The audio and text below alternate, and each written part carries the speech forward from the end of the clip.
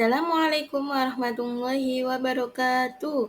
Perkenalkan, saya Emi Purnamasari, JKP Angkatan 9 dari SD Negeri 2 Tebluru, Kecamatan Solokuro, Kabupaten Lamongan, Provinsi Jawa Timur. Dalam video ini, saya akan memaparkan aksi nyata saya modul 1.4 tentang budaya positif.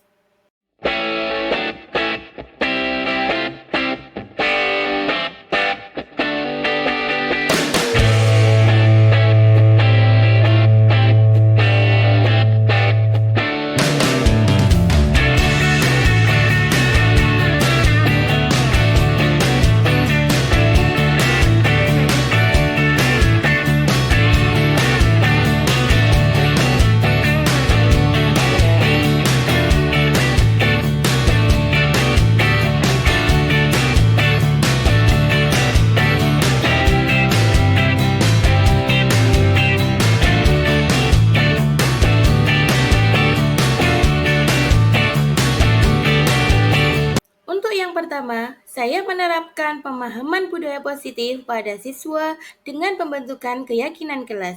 Berikut adalah video dokumentasinya.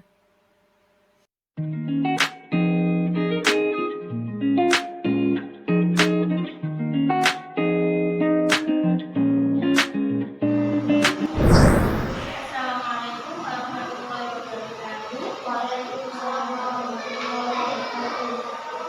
Masih anak-anak yang semangat? Masih? Semangat coba.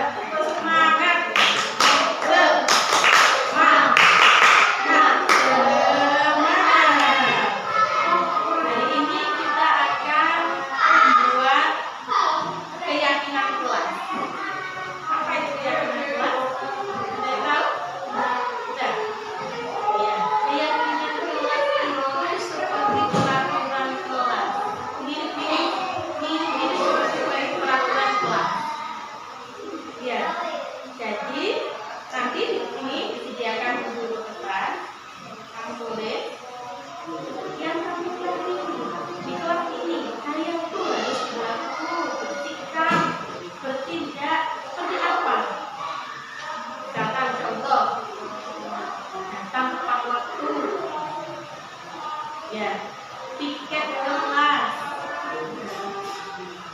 menjaga kebersihan kelas. Jadi kalau peraturan kan begini, tidak boleh membuang sampah sembarangan. Ya, itu peraturan. Kalau keyakinan, berarti menjaga kebersihan. Jadi kalimatnya itu kalimat yang positif. Kalimatnya bukan yang tidak itu ngomong. Ya, tidak boleh membawa sampah sembarangan. Kalau sekarang kita buat keyakinan kelas. Jadi kalian meyakini bahwa itu nilai-nilai yang bagus, nilai-nilai yang harus kamu lakukan. Bikin api. Ya, bahkan mengerjakan PR, mengerjakan tugas dengan tepat waktu. Nah, kalau tidak mengerjakan PR berarti setelah kata. Oke, sekarang kamu buat, kamu tuliskan di sini, kemudian ditempelkan di dinding keyakinan kelas. Tiba-tiba dulu.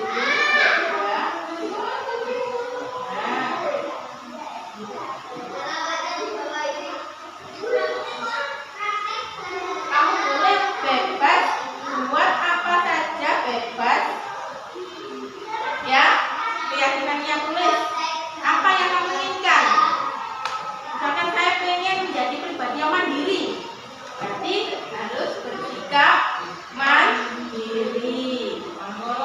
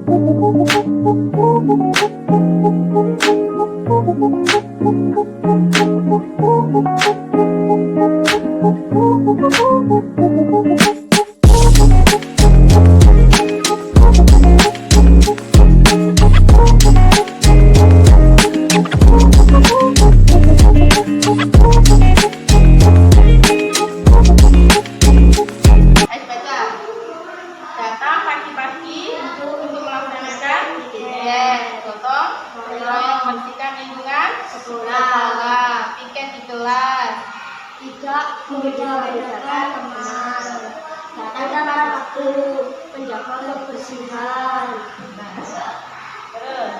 belajar dan ukur, tanggung jawab, memakai atribut tetap, hias kelas dengan teratur, mengerjakan PR tepat waktu, mengerjakan tugas, saling bekerja sama, menjaga sopan santun, menjaga sopan sama berarti ya, berarti diambil yang satu ya bersama. Ya. Saling menghargai dan saling menghormati, bertanggung jawab terhadap keyakinan kelas ini berarti harus dilaksanakan ilmu dan ambil dengan baik, dengan tanggung jawab, dengan mandiri.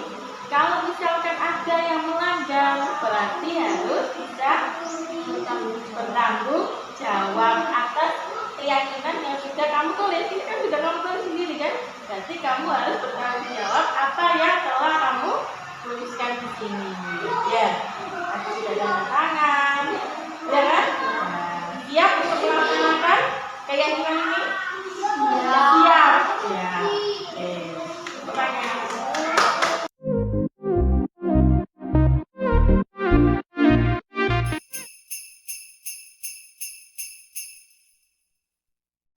Perkenalkan, nama saya Ami dari kelas 6. Saya senang sekali sudah diajak ibu guru membuat keyakinan kelas. Saya bisa menjadi siswa yang mandiri dan bertanggung jawab. Terima kasih. Wassalamualaikum warahmatullahi wabarakatuh. Assalamualaikum warahmatullahi wabarakatuh. Perkenalkan, nama saya Vino dari kelas 6. Saya senang sekali sudah diajak ibu guru membuat keyakinan kelas. Saya bisa menjadi siswa yang mandiri dan bertanggung jawab. Terima kasih. Wassalamualaikum warahmatullahi wabarakatuh. Untuk yang kedua, saya mengadakan diseminasi budaya positif kepada rekan guru di SD Negeri 2 Teberuru. Berikut adalah video dokumentasinya.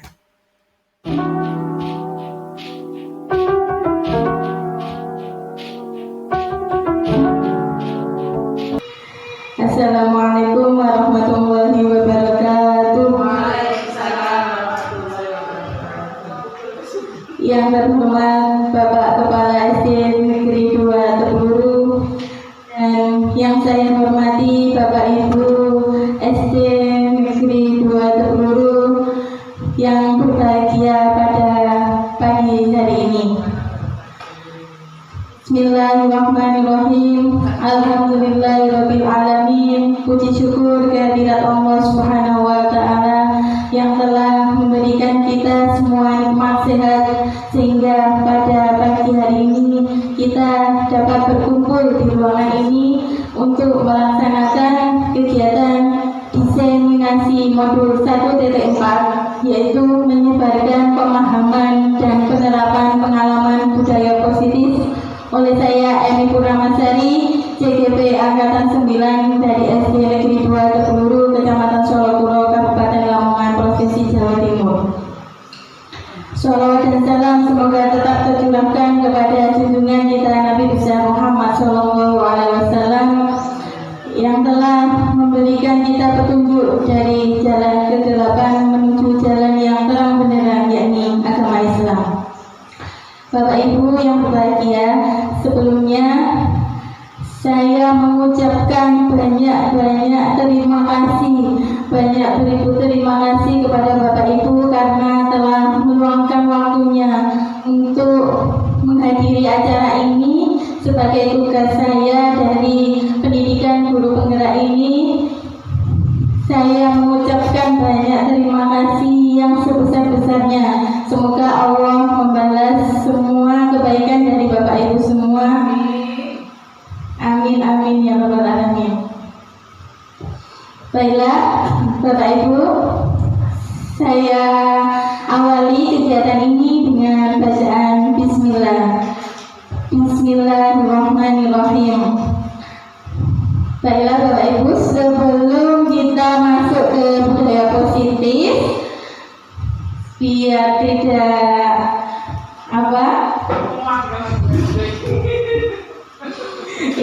biar tidak tegang semuanya ya Bapak Ibu ya. Kita explain terlebih dahulu. Ini ada gambar ratu dan raja ya Bapak Ibu. Pangeran ya boleh, pangeran dan ratu boleh. Yang ratunya bernama Marina dan yang pangerannya bernama Marijo. Ya, sudah pernah Bapak Ibu? Kalau sudah pernah ya nggak apa-apa ya, diulang lagi. Yang belum pernah bisa berdiri, coba semua berdiri Bapak Ibu. Ya. Kalau Marina itu gerakannya seperti ini. Marina. Oke, kalau Marina seperti ini, kemudian menari. Marina menari. Di atas menara. Kemudian kalau Marijo, begitu ya Bapak Ibu ya. Kan kuat, pangeran kuat. Marijo menari di atas menara. Begitu ya. Jadi kalau saya bilang Marina berarti begini. Menari di atas menara, di atas menara, Marina menari, gitu ya. Kita mulai. Persiapan. Marina menari di atas menara, di atas menara, Marina menari, Marina menari di atas menara, di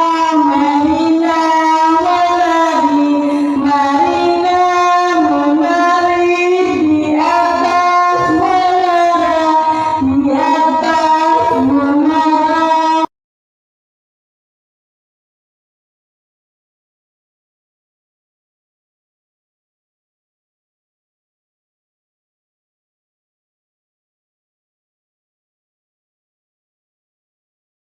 Marina menari di atas menara, di atas menara, Marina menari, Marina menari di atas menara, di atas menara, Marina menari, Marijo menari di atas menara, di atas menara, Marijo menari.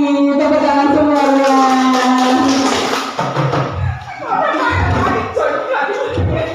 Terima kasih sudah agak panas ya Bu ya. Sekarang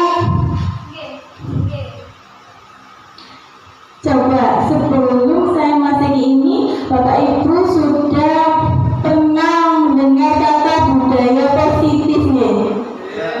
Apa itu budaya positif?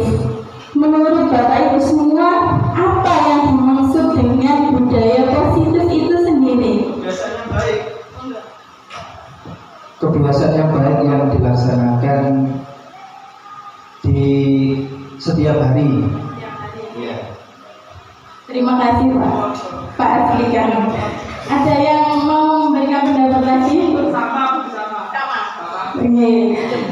Budaya positif itu adalah kebiasaan baik yang dilakukan sehari-hari dengan tujuan untuk apa? Kalau di sekolah berarti kita dengan tujuan supaya peserta didik itu bisa mengembangkan karakternya, budi pekertinya, supaya bisa mempunyai budi pekerti yang luhur, berakhlakul karimah, bertanggung jawab, disiplin, begitu Bapak Ibu ya. Jadi sesuai dengan visi sekolah kita kemarin yang sudah kita buat, sudah kita susun sesuai dengan prakarsa perubahan Bagja. Kemudian di sini ada konsep inti dari budaya positif. Ada 8 poin di sini di modul 1.4 yang telah saya pelajari di program pendidikan guru penggerak ini. Ada 8 poin dari konsep inti budaya positif. Yang pertama yaitu perubahan paradigma belajar.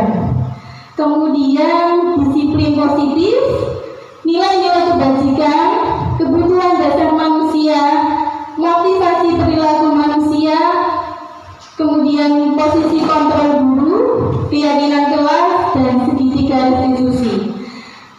Yang pertama yaitu pembelajaran dengan paradigma baru. Bapak Ibu semua yang sudah lama menjadi guru pasti di kelas mengalami proses pembelajaran itu dari waktu ke waktu pasti kan berubah-berubah, akan menjadi lebih baik kan Bapak Ibu dari pengalaman sebelumnya. Kemudian setelah merefleksikan pembelajaran, kurangnya saya itu di pembelajaran itu seperti ini, begitu Bapak Ibu. Jadi pembelajaran itu harus bisa memperbarui, mengupdate lah. Nah di sini pembelajaran dengan paradigma baru itu pembelajaran yang dirancang berdasarkan prinsip pembelajaran berdiferensiasi. Pembelajaran berdiferensiasi itu apa? Yaitu pembelajaran yang melihat peserta didik itu sesuai dengan kebutuhannya. Jadi setiap anak memiliki kebutuhan dan karakteristik yang berbeda-beda.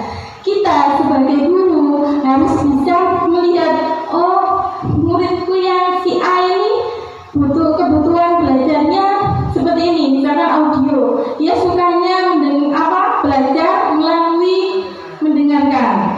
Yang satunya si B, dia belajarnya kinestetik, jadi bergerak keliling saja, sukanya keliling kelas begitu. Nah, kita sebagai guru harus bisa melihat peserta didik itu seperti itu. Nah, dari sini sesuai kebutuhannya itu berdasarkan tahap perkembangannya sesuai teori psikologi modern, yaitu sekarang kurikulum merdeka profil pelajar Pancasila yang sudah kita ketahui ya Bapak Ibu semua pasti sudah mengetahui bahwa profil pelajar Pancasila ada 6 poin. Kita bernyanyi bersama-sama ya Bapak Ibu ya. 1, 2, 3. Pelajar Pancasila beriman dan bertakwa pada Tuhan yang esa dan berakhlak mulia, berkebinekaan global, gotong royong mandiri, kreatif dan bernalar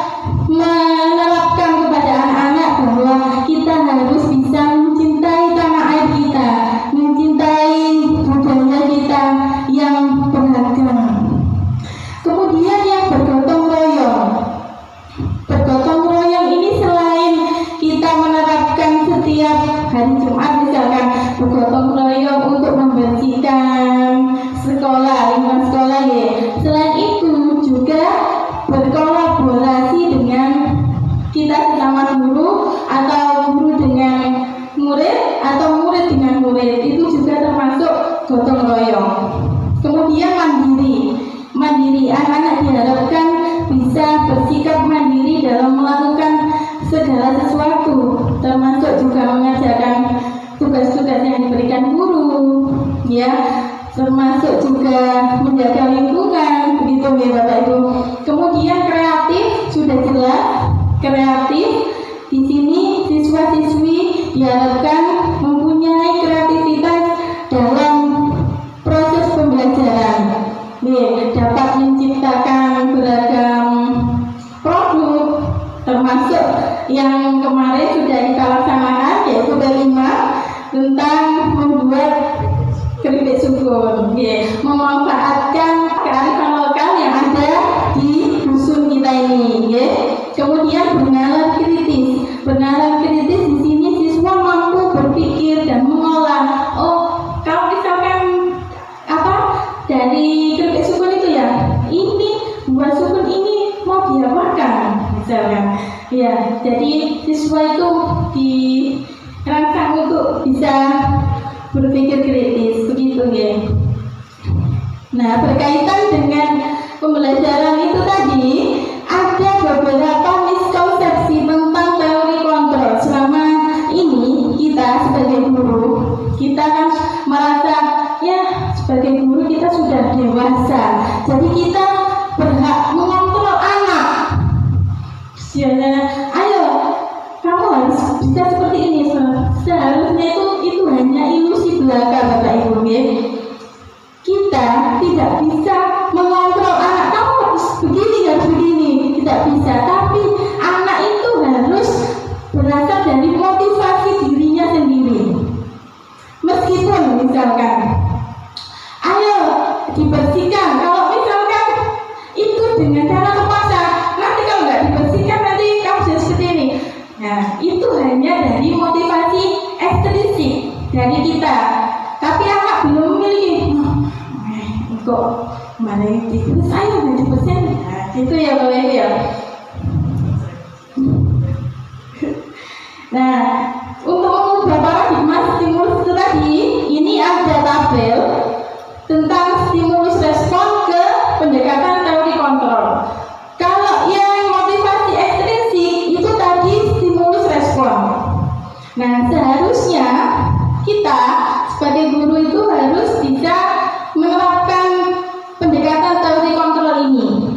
Kalau di stimulus respon itu ada realitas atau kebutuhan kita itu sama. Padahal sebenarnya kebutuhan kita itu berbeda-beda. Setiap anak, setiap murid itu mempunyai kebutuhan yang berbeda-beda. Kita tidak bisa menyamakan. Oh, si A ini pembelajarannya bisa kinestetik itu tadi ya Bapak Ibu. Kalau yang si B masih bergerak audiovisual. Jadi kita tidak bisa menyamakan kebutuhan anak itu sama. Kemudian di stimulus respon itu semua orang melihat hal yang sama. Sedangkan di teori kontrol setiap orang memiliki gambaran berbeda.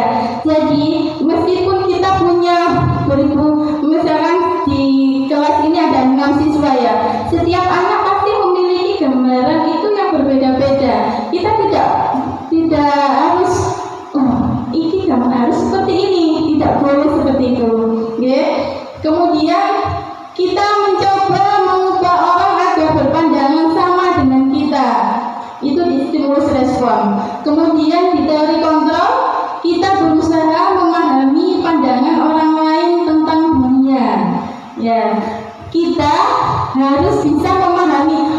Meskipun misalkan ada murid kita, Bu, ayo kita belajar bermain aja Bu. Nah, itu dia berarti menginginkan kebutuhan untuk kesenangan. Nah, kita harus bisa memahami itu. Kita harus bisa mengolah bagaimana ya pembelajaran supaya bisa menyenangkan dengan bermain dengan anak-anak itu, begitu. Kemudian di stimulus respon, ada perilaku buruk dilihat sebagai suatu kesalahan. Kalau di teori kontrol, semua perilaku itu memiliki tujuan. Jadi ketika siswa-siswa kita melakukan kesalahan, kita itu seharusnya tidak boleh langsung itu sebuah kesalahan, tapi harus terlebih dahulu. Tujuannya untuk apa? Melakukan kesalahan itu tujuannya apa? Gitu. Kemudian di stimulus respon ada orang lain bisa mengontrol saya, padahal di teori kontrol hanya Anda yang bisa mengontrol diri. Jadi setiap pribadi, meskipun orang lain hai kamu harus ini, tapi kalau dari dalam dirinya belum memiliki motivasi intrinsik, semua itu tidak akan dilakukan. Ya, memang kadang terlihat juga dilakukan, tapi kita kan belum yakin. Iya, memang apa dari dalam dirinya atau bukan begitu, ya.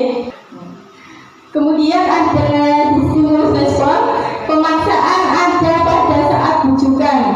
Nah, itu di stimulus respon. Kalau di teori kontrol, kolaborasi dan konsensus menciptakan pilihan-pilihan baru.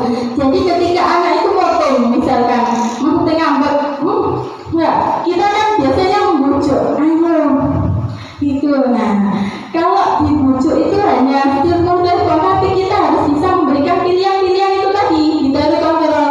Misalkan mau jadi berkolaborasi itu memberikan pilihan baru untuk bisa berubah itu tadi. Kemudian yang terakhir yaitu model berpikir menang atau kalah. Itu ada di stimulus respon. Di teori kontrol ada model berpikir menang-menang. Jadi biasanya kan kita sebagai guru, kita itu sudah dewasa, misalkan menghukum anak itu, kamu tuh harus menjadi merasa kita itu menang, anak itu kalah. Itu membuat siswa itu merasa gagal. Oh, aku memang gagal.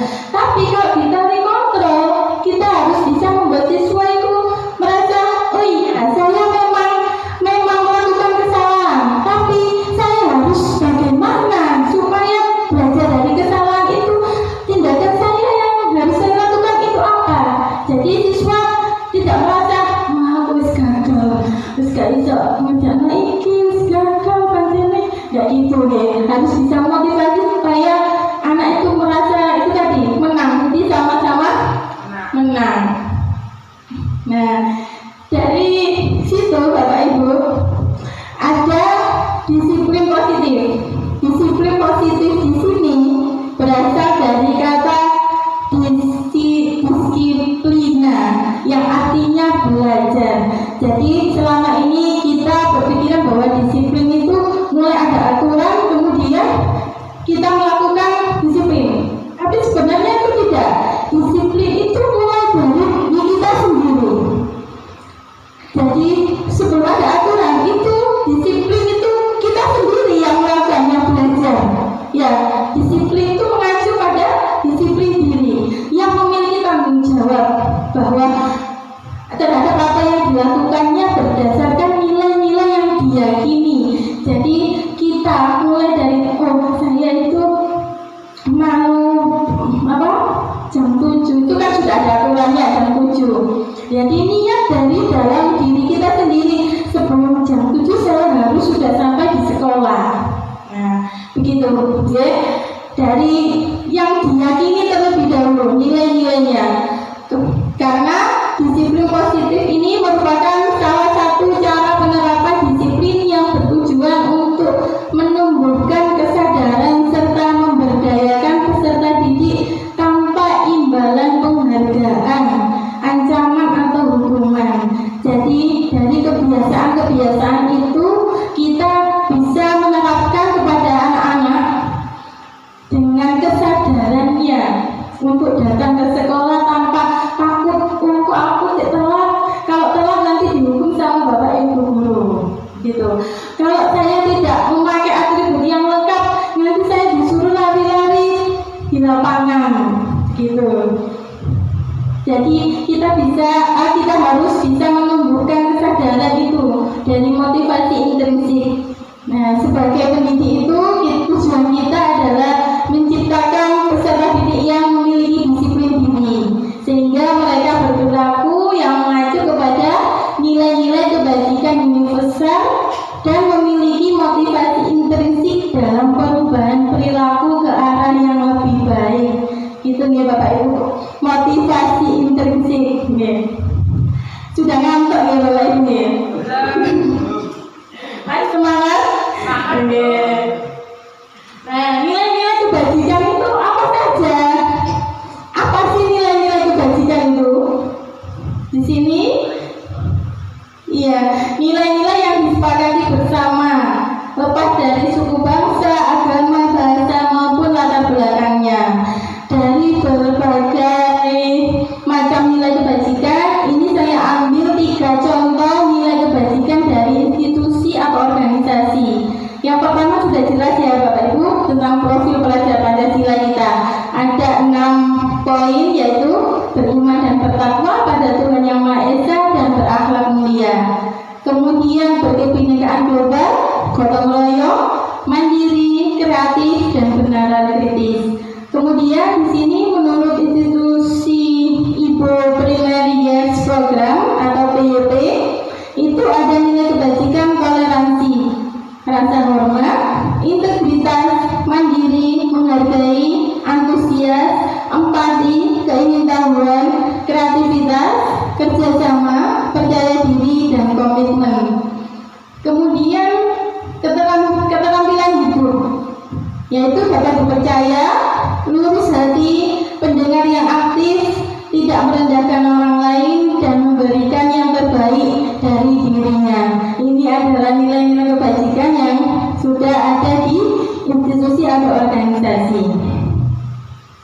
Nah, dari nilai-nilai kebajikan itu ada kebutuhan dasar manusia. Kebutuhan dasar manusia itu apa saja sih, Bu? Belum. Ya, setiap manusia pasti punya kebutuhan. Nah, di sini ada kebutuhan yang paling dasar, yaitu yang dilakukan untuk mendapatkan apa yang kita inginkan. Seluruh tindakan yang kita lakukan memiliki tujuan, dan semua usaha terbaik yang kita lakukan adalah dalam rangka agar kebutuhan dasar kita terpenuhi dengan baik. Ya, apa saja kebutuhan dasar manusia itu? Nah, ini ada 5 kebutuhan dasar manusia. Yang pertama, bertahan hidup. Setiap manusia pasti ingin hidup, hidup, bertahan hidup, agar hidupnya supaya tetap kuat ya, tetap bisa bertahan hidup, harus bisa. Nah, iya, makanan yang paling penting. Makanan, kemudian pakaian, tempat tinggal, keamanan, dan kesehatan. Itu yang paling pokok ya Bapak Ibu, agar kita bisa melanjutkan hidup kita supaya tetap bahagia. Kemudian selanjutnya yaitu kasih sayang dan rasa diterima. Setiap manusia pasti ingin punya keinginan untuk bisa diterima dalam kelompok, punya ya pengen disayang ya Bu, rasa diterima, dipedulikan dalam kelompok ya. Kemudian yang ketiga tentang penguasaan. Di sini penguasaan di sini yaitu harga diri, keinginan untuk dianggap pemimpin, kemudian berprestasi, diakui dan didengar.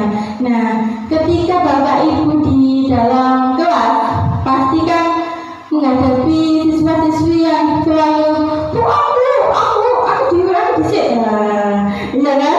Itu berarti menunjukkan bahwa siswa-siswi itu memiliki kebutuhan yang ingin dihargai, ingin untuk dianggap sebagai pemimpin, ya, bahwa saya itu berprestasi Bu, saya juga bisa gitu, okay?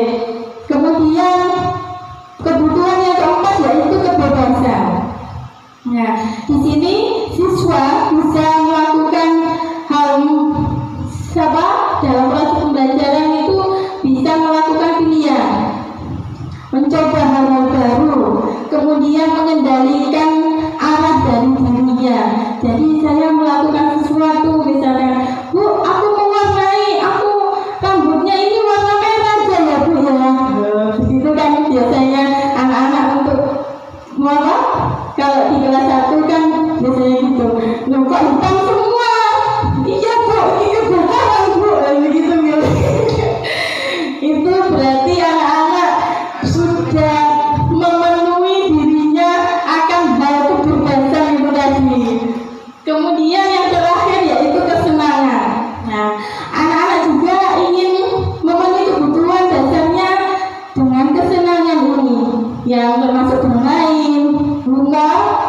kemudian antusiasme dan tertawa.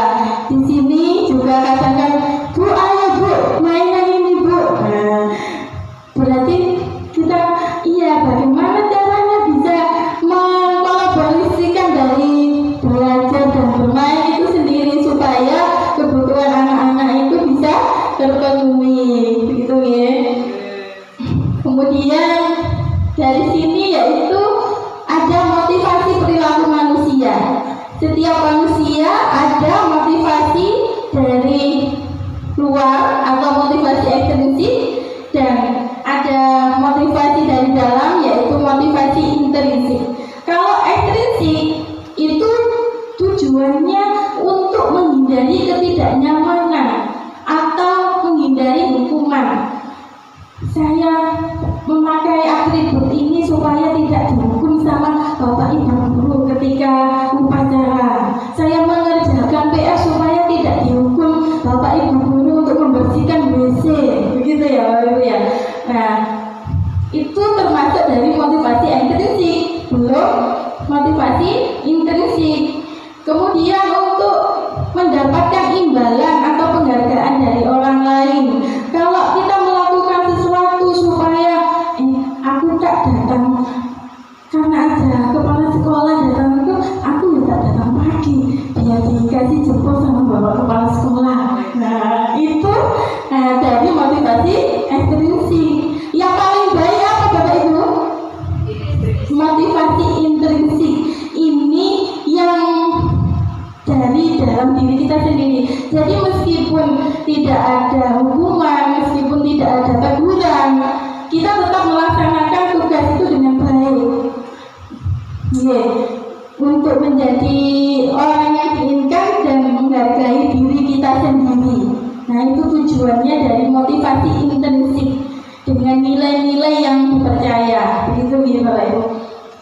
Nah dari sini ketika anak tadi melakukan kesalahan, ya kan, meskipun itu dari motivasi ekstrinsik atau intrinsik, itu ada 3. Yang pertama hukuman, yang kedua konsekuensi, ini inya ke bawah ya Bapak Ibu ya.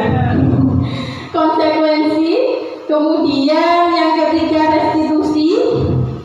Nah, yang restitusi ini adalah hal baru, menurut saya hal baru. Ketika saya, ya memang kita sudah menerapkan beberapa hal yang ada di restitusi, tapi kita belum tahu. Oh, itu yang dinamakan dengan restitusi itu. Yang sebelumnya ya Bapak Ibu ya, kita kembali ke hukuman dulu. Kalau hukuman itu kejadiannya tidak terencana atau tiba-tiba. Jadi misalkan anak itu misalnya tidak mengerjakan PR, nanti kamu membersihkan WC. Nah, itu kan terjadi tiba-tiba. Itulah yang dimaksud dengan hukuman. Oh, datang terlambat, kamu lari di lapangan sebanyak 5 kali. Nah, itu juga termasuk. Murid tidak tahu apa yang akan terjadi atau tidak dilibatkan dan bersifat satu arah dari guru saja. Nah, itu termasuk hukuman.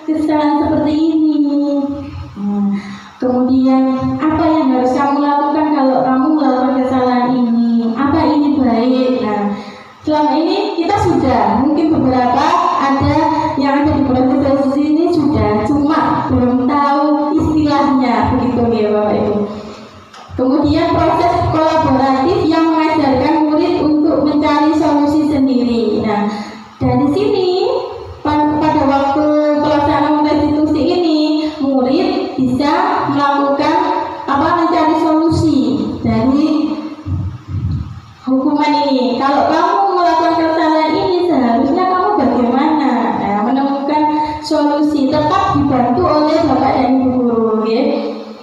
Nah, kita sebagai guru memiliki beberapa posisi kontrol. Di sini ada 5 posisi kontrol. Ya, sebelumnya Bapak Ibu ada posisi kontrol penghukum, kemudian pembuat merasa bersalah, teman, pemantau, dan manajer. Coba kita renungkan sejenak. Kita sebagai guru, kita sudah berada di posisi kontrol yang mana? Apakah penghukum atau pembuat merasa bersalah, teman, pemantau, atau manajer? Atau bisa saling berkolaborasi? Misalkan teman dan pembuat merasa bersalah, begitu. Oke, monggo Pak.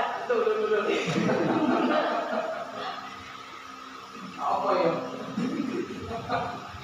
Pemantau, teman, dan manajer.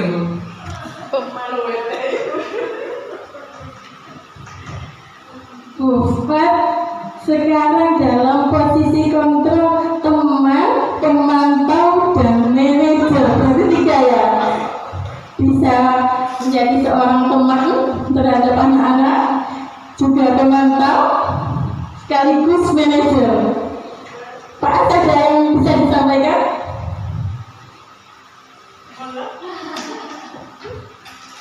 Kalau saya lebih cenderung ke teman dan memantau anak-anak. Ya, mungkin itu saja. Terima kasih Pak. Ada yang lain bisa menyampaikan pendapatnya?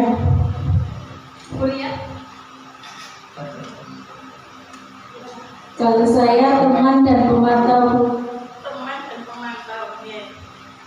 Baik.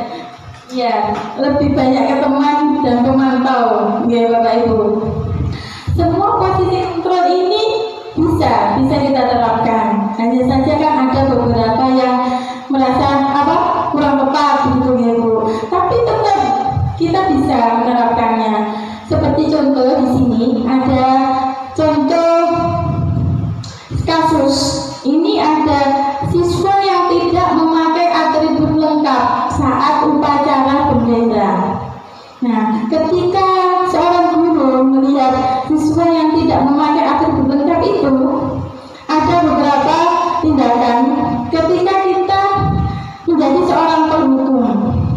Nah, itu berarti kita menyuruh, ayo hormat. Oh, tapi tidak dari kata ayo. Kalau ayo itu masuk ke teman. Hormat pada bendera selama 1 jam. Nah, itu termasuk penghukum.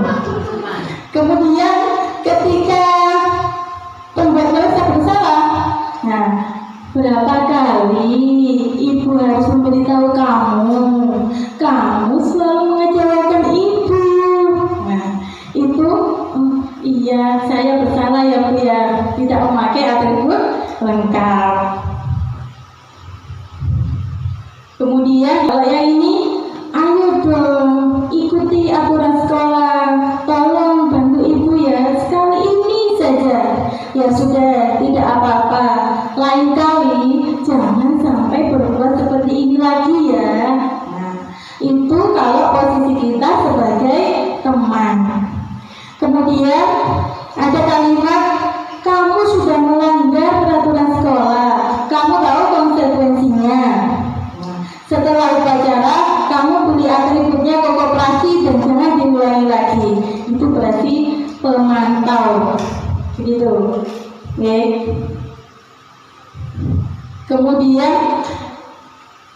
kalimat yang ini, apakah kamu tahu kesalahanmu? Nah, nanti siswa menjawab, ya, iya Pak, iya Bu, saya tidak memakai atribut lengkap saat upacara. Kira-kira bagaimana kamu memperbaiki kesalahanmu?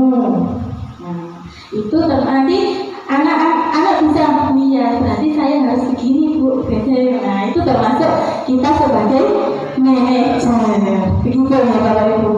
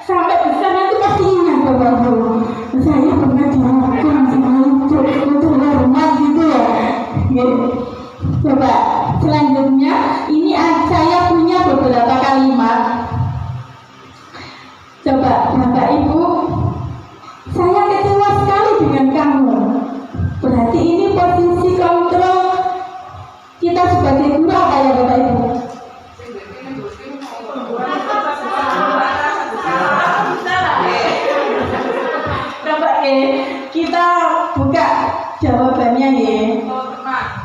Iya, merasa bersalah pertanyaan. Kemudian yang ini, kamu tidak pernah benar melakukannya. Kamu tidak pernah benar melakukannya. Kamu pendukung. Nih, coba ya, kita buka ya.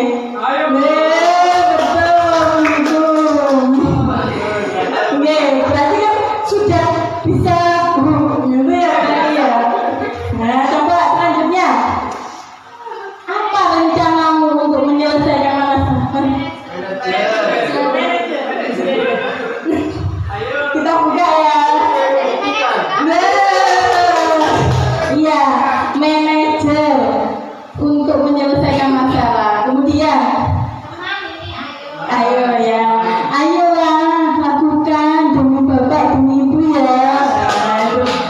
Iya teman. Kemudian yang terakhir, kamu tidak pernah mendapatkan nilai jika tidak mengerjakan tugas.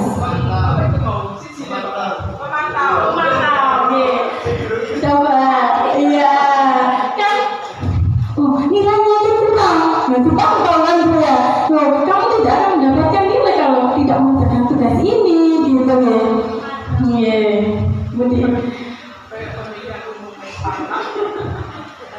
kemudian yang ini belum terakhir, keyakinan kelas. Nah, mengapa ada keyakinan kelas? Mengapa bukan peraturan kelas? Di sini ada apa poin keyakinan kelas? Mengapa keyakinan kelas? Apa sih itu keyakinan kelas itu, Bapak Ibu?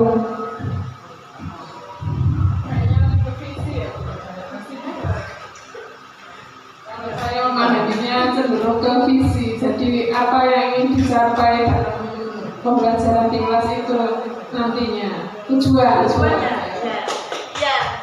Iya betul sekali. Terima kasih Bu Zafi. Keyakinan itu dan tujuannya. Jadi kan keyakinan, kalau peraturan kan beda. Kalau peraturan kan harus begini. Kalau keyakinan dari dalam dirinya itu tadi yakin. Kalau sudah yakin pasti anak-anak melakukan tujuan itu tadi. Okay? Nah, di sini kita membentuk keyakinan kelas. Seperti contoh yang sudah ada di kelas 6 ini. Ini ada beberapa keyakinan kelas yang sudah dibuat. Kita membuat keyakinan kelas ini bagaimana? Dengan melibatkan siswa-siswi yang ada di kelas. Begitu. Jadi anak-anak yang membuat, yang menuliskan. Dari keyakinan kelas ini, anak-anak lebih mudah dipahami. Oh, aku mau menulis keyakinan harus menjaga kebersihan kelas. Dia kan sudah menulis. Juga sudah tanda tangan di sini, tanda tangan keyakinan kelas. Jadi kalau melanggar misalkan, ayo kamu melanggar keyakinan kelas yang mana? Kalau tidak mengerjakan PR, kamu melanggar keyakinan kelas yang mana? Ya, tapi keyakinan kelas ini dibuat dengan pernyataan yang positif. Jadi tidak yang negatif, yang positif. Misalkan mengerjakan tugas tepat waktu. Kalau peraturan itu tadi negatif. Biasanya kalau di peraturan kan banyak ya Bu. Tidak boleh memakai anting-anting untuk yang laki-laki, gitu ya. Tidak boleh, itu kan tidak boleh datang terlambat, gitu kan. Tapi kalau di keyakinan kelas datang tepat waktu, gitu. Jadi yang tertanam di benak anak-anak ini yang positif, gitu ya. Jadi lebih mudah diingat. Kemudian sedikit saja sesuai dengan kondisi kelas dan sekolah. Kalau sekolah, kalau kita membuat keyakinan sekolah berarti kepala sekolah dan guru yang membuat. Kalau kelas berarti kita guru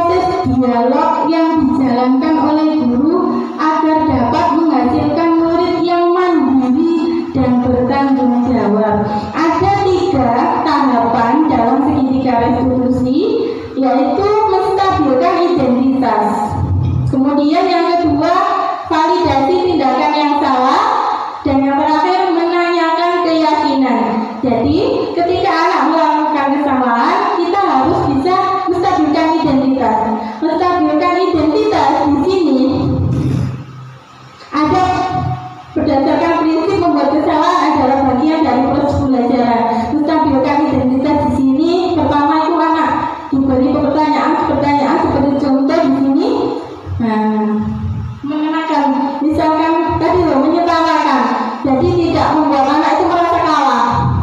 Nah, menang-menang. Berbuat salah itu memang wajar.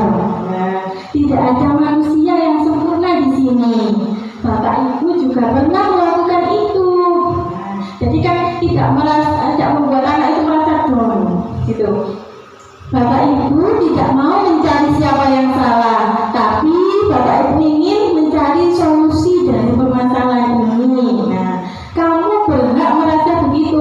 Ini adalah contoh-contoh dari kalimat saat melakukan tahap menstabilkan identitas.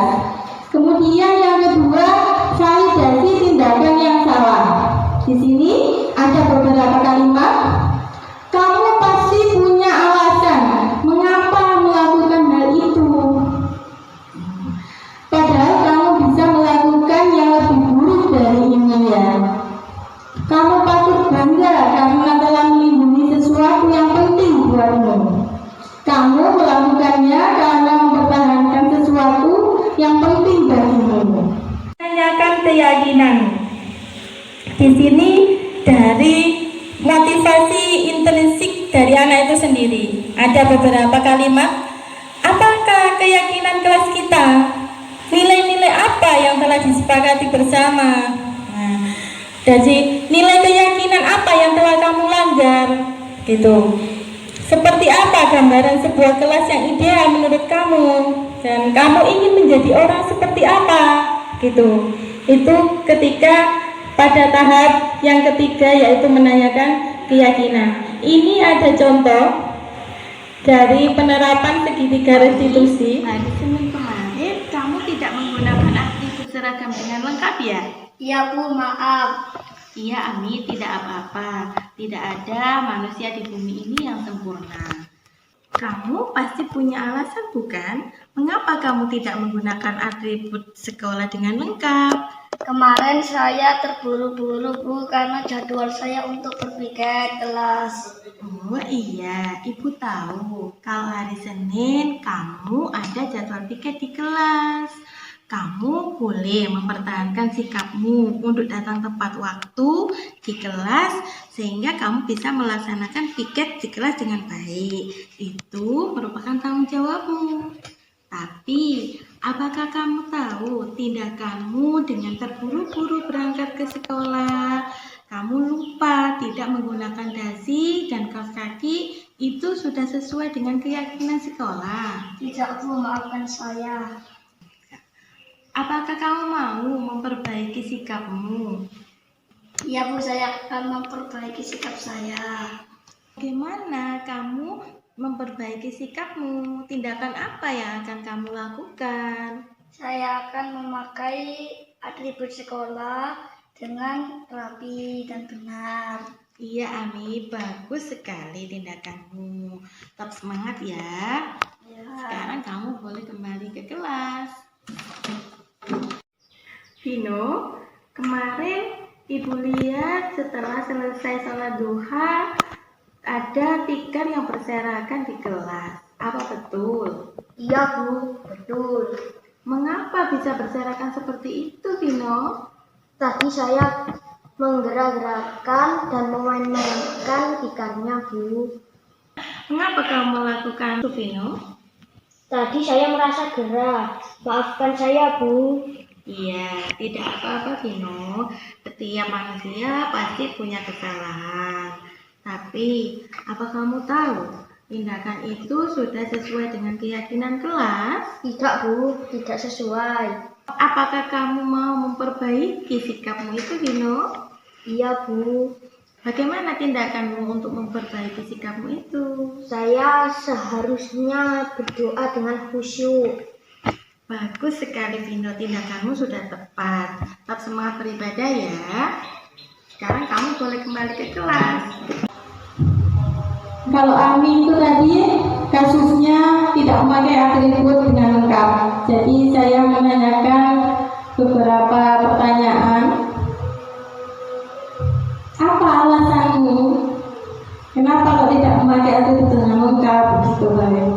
Kemudian itu menstabilkan identitas. Kemudian yang validasi tindakan yang salah, apa yang seharusnya yang kamu lakukan. Kemudian menyanyikan keyakinan, iya Bu, saya memang tidak memakai atribut dengan lengkap. Kalau ini Vino ketika itu dalam setelah sholat duha, Vino memberantakin karpet yang digunakan untuk sholat duha itu. Jadi saya beri pertanyaan, kenapa kamu memberantakin? Iya Bu, karena saya sumuk gerah katanya. Jadi saya kipas-kipaskan seperti ini, begitu. Baik dan tindakan yang salah, bagaimana kamu seharusnya saya seharusnya mengikuti sholat duha. Setelah selesai sholat duha, saya berdoa dengan khusyuk gitu. Jadi siswa ini menemukan solusinya, saya itu harus bagaimana. Dan keyakinan yang dilanggar itu tadi termasuk dari tidak berdoa dengan khusyuk. Nah, penutup, dalam penerapan program disiplin positif ini dapat disimpulkan bahwa hendaknya guru memiliki standar kepribadian profesional dan sosial yang baik, di mana guru mampu merefleksikan dirinya dalam posisi kontrol saat ini, yaitu bagaimana perjalanan dirinya guru sebagai among atau manajer yang menuntun murid-muridnya menjadi insan yang mandiri, merdeka dan bertanggung jawab sesuai standar nasional pendidikan. Itu ya Bapak Ibu, semoga kita bisa menjadi guru yang selalu dirindukan murid, guru yang selalu bisa membuat murid itu selalu termotivasi dari dalam dirinya, yaitu motivasi intrinsik itu tadi ya Bapak Ibu. Dan yang terakhir, salam guru bergerak, tergerak dan menggerakkan. Guru bergerak Indonesia maju. Sebelumnya saya ucapkan banyak terima kasih atas kehadiran Bapak Ibu. Semoga dibalas oleh Allah. Amin ya rabbal alamin. Terima kasih. Assalamualaikum warahmatullahi wabarakatuh.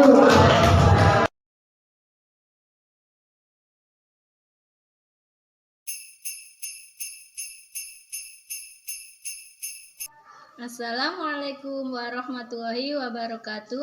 Perkenalkan, nama saya Khairia SPD. Saya guru kelas 4 di SDN 2 Tebluru, Kecamatan Solokuro, Kabupaten Lamongan.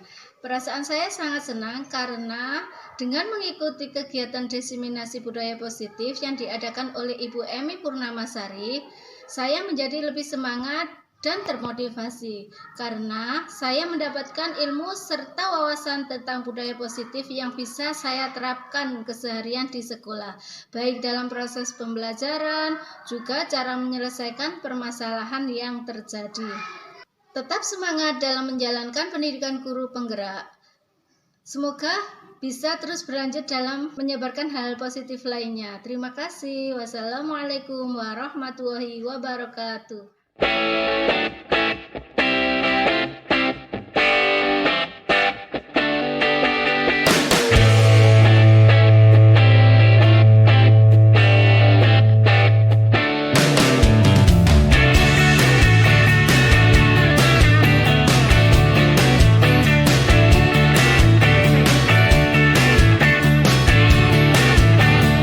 Salam guru penggerak, bergerak, tergerak, dan menggerakkan. Guru bergerak Indonesia maju. Terima kasih. Wassalamualaikum warahmatullahi wabarakatuh.